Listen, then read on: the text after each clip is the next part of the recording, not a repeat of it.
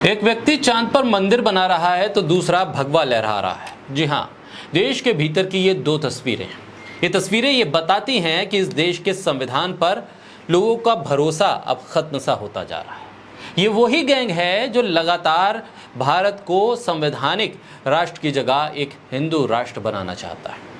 एक धर्म के नाम से भारत की पहचान हो ये चाहता है और इसके लिए वो हर कारगुजारी से गुजर जाता है।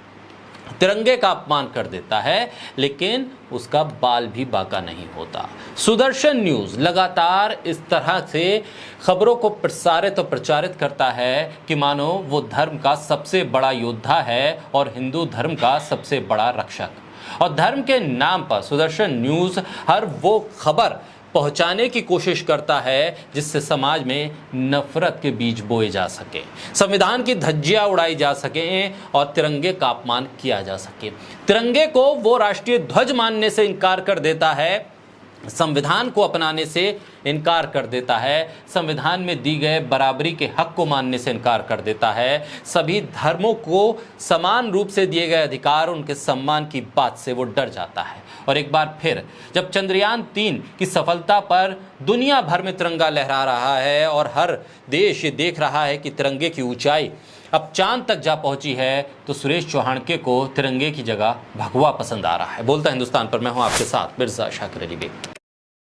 सुदर्शन न्यूज ने एक बार फिर साबित कर दिया है कि सुरेश चौहानके न कानून का सम्मान करता है, न संविधान को मानता है, न सुप्रीम कोर्ट का उसे डर है, न पुलिस का खौफ है। नफरत को हर दिन फैलाने बढ़ाने का काम करने वाला सुदर्शन न्यूज खुले तौर पर तिरंगे को चैलेंज कर रहा है, खुले तौर पर तिरंगे का अपमान कर रहा है। इसके बाद भी न कोई केस हुआ, न एफआईआर, न प्रसारण पर रोक लगी और न किसी व्यक्ति की देशभक्ति को ठेस पहुंची। चांद पर भगवा फहरा दिया, तिरंगा गायब करके रवांडा रेडियो भगवा लगा रहा है। तिरंगे की जगह भगवा लगाकर इसको सामान्य प्रक्रिया बताने की कोशिश हो रही है और ये इतना सामान्य होता जा रहा है कि अब भगवा हर तरफ नजर भी आ जाए, तिरंगे को हटाकर हर जगह अब भगवा लहरा भी दिया जाए तो भी किसी को कोई फर्क नहीं पड़ता, क्योंकि अब लोग इसे सामान्य घटना मान चुके हैं, इसे कोई अपराध मानने को तैयार नहीं। अगर यही काम किसी मुसलमान ने कर दिया होता और हरे रंग का झंडा कहीं लहरा दिया होता तो अब तक उस पर एनएसए की कार्रवाई हो गई होती, जेल में ठूस दिया गया होता, बुलडोजर चला दिया गया होता। और ऐसे में सुरेश चौहानके अगर भगवा लहरा दे तो उसके लिए कानून में कोई प्रावधान नजर नहीं आता है। सिर्फ और सिर्फ मुसलमानों के प्रति क्या कानून के तमाम प्रावधान हैं? धर्म के नाम पर नफरत फैलाने वालों को चंद्रयान की सफलता में सनातन की ताकत नजर आ रही है, देश की ताकत नजर नहीं आ रही। नफरत की आग में झुलसने वाले सुरेश चौहानके की भाषा इस हद तक गिर गई है कि उसके संभलने के आसार भी कम हैं।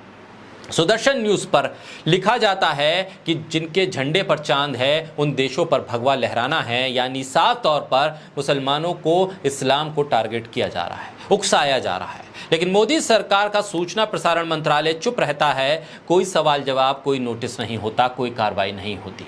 खुली छूट है नफरत फैलाने की, खुली छूट है समाज को बांटने की। इस नफरत फैलाने वाले को अपने स्टूडियो में कुछ भी करने की इजाजत है, इसके खिलाफ कोई कार्रवाई नहीं होती।